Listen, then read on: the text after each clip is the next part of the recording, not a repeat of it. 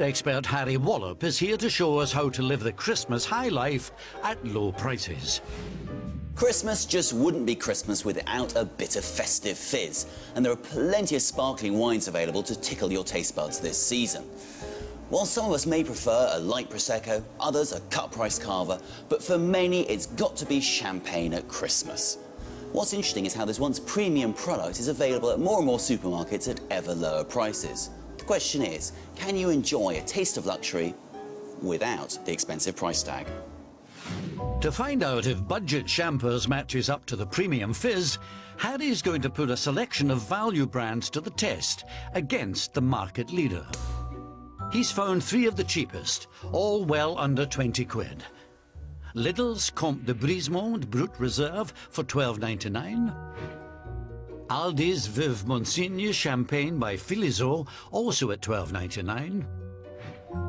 And Sainsbury's Henri Dumanoir Brut Champagne at £15.99. He'll be comparing them to the UK's best-selling brand, Moët Chandon, whose Brut Imperial non-vintage we found priced on average at £33, up to 2.5 times the price of our cheapest bottles. First, Harry's got a date with champagne expert Cécile Bergard, who works with top London hotels such as Claridge's and the Dorchester. Cécile, hello. Hello. Hi, Harry. Fancy meeting you here. Indeed. Now, once you've decided you're going to spend a bit of money on champagne, what should you be looking out for on a label? I've got a bottle here. Aha. Now, the key thing, obviously, is make sure it does say champagne. You have to actually come from the Champagne area to be labelled champagne. Otherwise, any other sparkling will be just simply sparkling wine. Now, the other word you often see on champagne bottles is brut. What does that actually mean? It's a sign, actually, of the sweetness in that wine. Does it mean it's sweet or dry? Well, this one will be right back in the middle. The sweetest will be demi-sec. OK, and then sec? And then sec. And then brut. And then extra brut. And then ultra brut. And then brut non dosage. So they have quite a few things, yes.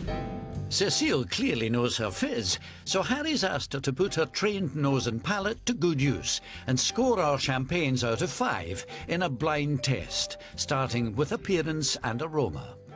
First up, it's Lidl. What do you think of this one in terms of just appearance? It's actually pretty pale in colour, if I may. It's not the golden I would have kind of looked for. So a darker colour for you is usually a sign of quality, is it? It is a sign of a proper wine. OK, now when we get to sniffing... Oh, green apples, lemon. Next, it's Moët Chandon.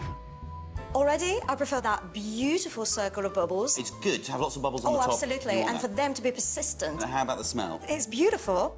Third fizz to assess is Aldi. Lovely nose. Am I right in thinking this is a bit darker, a bit more yellow? Indeed. A bit less I like green. that golden colour. And finally, Sainsbury's.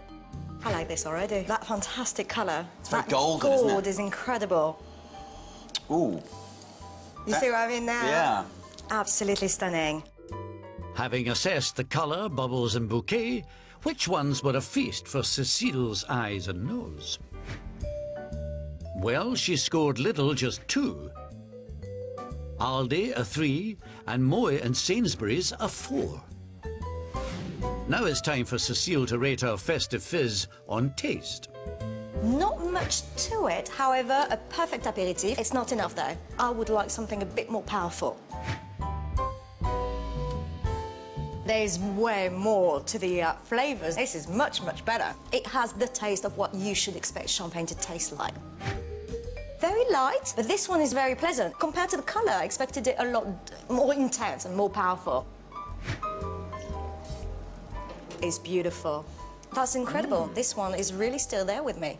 OK. That is quality. Now, for the really crucial thing, marks out of 5 for the taste. So, that very light champagne A. I would definitely recommend it, but only we'd give it a 3. Product B? Much better, 4. OK. C? 3 again. And then the final one. I'm rather excited about this one. I will give it a 5. So, combining Cécile's scores, Moët Chandon, the brand leader, scored well, but it was Sainsbury's which popped Cécile's cork. Time to find out if the Great British Pub